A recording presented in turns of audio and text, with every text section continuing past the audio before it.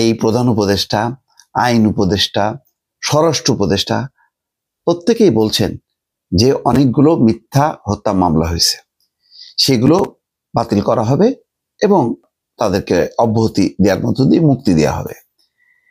কিন্তু আজকে দেখেন অন্তত 4 জন সাংবাদিকের ব্যাপারে একটা আন্তর্জাতিক সাংবাদিক সংস্থা বিবৃতি দিয়েছে। সেখানে আছে কে ফারজানা রূপা, শাকিল আহমেদ, মোজাম্মেল বাবু, শ্যামল দত্ত। বলা হচ্ছে বারবার সাংবাদিকদের জামিন আবেদন নাকচ করা হচ্ছে, তাদের বিরুদ্ধে হত্যা মামলা। এখন এটা কেউ বিশ্বাস করবে, কেউ বিশ্বাস করবে না। Committee to protect journalist, CPJ, একটা আন্তর্জাতিক সাংবাদিক সংস্থা যারা সাংবাদিকদের অধিকার নিয়ে কাজ করে, 10ই ডিসেম্বর আন্তর্জাতিক মানবাধিকার দিবসকে সামনে রেখে সিপিজের এশিয়া প্রশান্ত মহাসাগরীয় পরিচালক বেহলি ইহি প্রধান উপদেষ্টা মোহাম্মদ ইউনূসকে চিঠি দিয়েছে।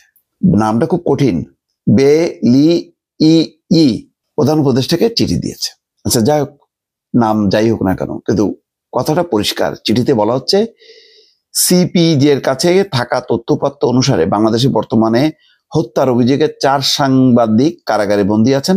তাদের বিরুদ্ধে আনা অভিযোগগুলোর সপক্ষে বিশ্বাসযোগ্য প্রমাণের ঘাটতি আছে।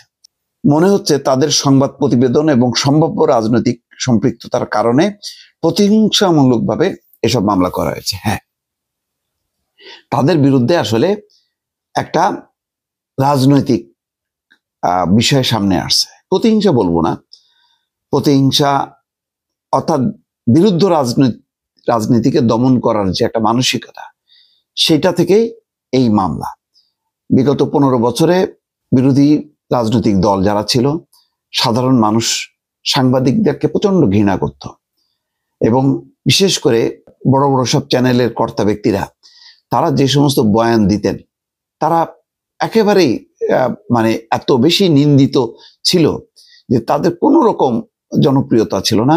এবং তাদের প্রতিটা আমি দেখতাম যে টক শোতে কমেন্টসে প্রচুর সমালোচনা করা হতো এবং সাংবাদিকরা এত বেশি দলবাজি করত, সরাসরি সরকারের জালিয়াতির নির্বাচনকে সমর্থন করত।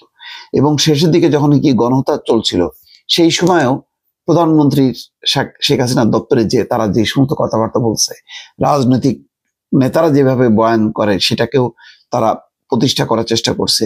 বলছে যে এই ষড়যন্ত্র হচ্ছে, চক্রান্ত চলছে, এগুলি হলো সব বিরোধী দলের অর্থাৎ বিএনপি জামাতের কারসাজি, এই সমস্ত যা যা করার দরকার পুরোপুরি করছে। এগুলি নিয়ে মত পার্থক্য আছে, মতভেদ আছে।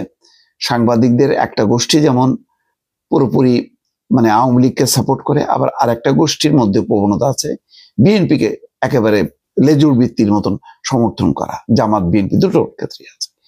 এটা আমাদের সাংবাদিকতার একটা সমস্যা। এখন এটাকে যদি পাল্টাপাল্টি ধরেন, আজকে কোনো কারণে যদি বর্তমান রাজনৈতিক শক্তির যদি পতন ঘটে, তাহলে কি আওয়ামী লীগ ক্ষমতায় এসে বা ক্ষমতা দখল করে তারা কি ওই দলবাজির কারণে তাদেরকে অভিযুক্ত করবে?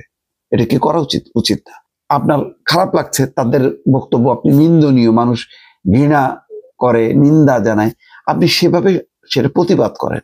কিন্তু তাই বলে মিথ্যা মামলা দিয়ে তাদেরকে অভিযুক্ত করা, তাদেরকে মাসের পর মাস কারাগারে রাখা, বিশেষ করে আমি শাকিল এবং রূপার কথা জানি, তাদের মানে ছোট ছোট বাচ্চা আছে দুটো, এই বাচ্চাগুলো কতদিন মা বাবা ছাড়া আছে, দুজনকেই কারাগারে করে রাখা হয়েছে।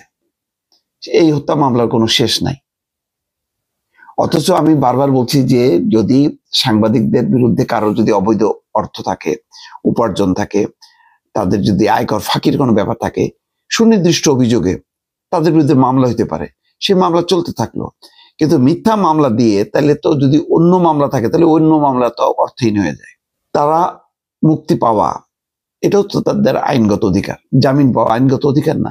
সেই অধিকার বঞ্চিত কেন করা হবে? আজকে এই যে আন্তর্জাতিক সাংবাদিক সংগঠনগুলো যে বিবৃতি দিচ্ছে, ডক্টর ইউনূসকে উদ্দেশ্য করে চিঠি দিচ্ছে, এটা কি কোনো ভালো মানে লক্ষণ? ভালো লক্ষণ না। পরে এগুলি কিন্তু কাল হয়ে দাঁড়াবে। পরে আন্তর্জাতিকভাবে বড় বড় যখন মানবাধিকার সংগঠনগুলো বিবৃতি দিবে এবং তারা কনক্লুশনে পৌঁছাবে, সেটা কিন্তু খারাপ হবে। সুতরাং আমি মনে করি যে এই মিথ্যা মামলা থেকে অব্যাহতি দিয়ে তাদের জামিনের ব্যবস্থা করা হোক। অন্য কোনো যদি অভিযোগ থাকে, আমি বললাম যে অন্য কোনো অভিযোগ থাকলে সেই ব্যাপারে মামলা করা হোক, তার তদন্ত চলুক, বিচার চলুক, তারাও সেটা ফাইট করুক।